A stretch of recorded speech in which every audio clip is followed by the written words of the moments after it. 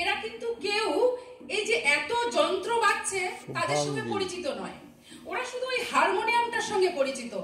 কিন্তু হঠাৎ করে হয়তো একদিনের রিহার্সালে ওরা এই মঞ্চে উঠেছে, আর এই যে সাহসটা দেখিয়েছেন গাওয়াইয়ার কর্ণধার বিধানবাবু, বিধানবাবুর জন্য একটা জোরে হাততালি হোক।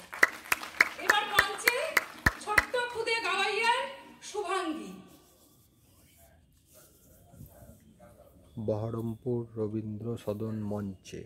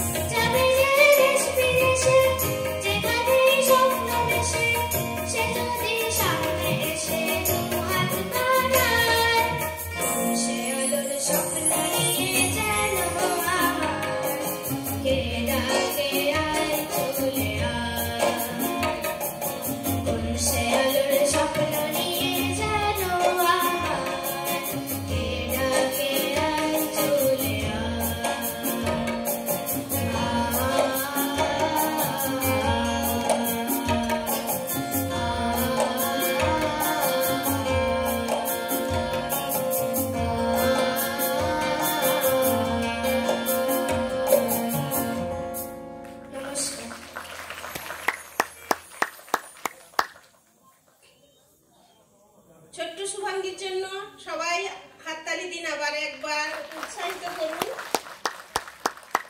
এরপরে আমাদের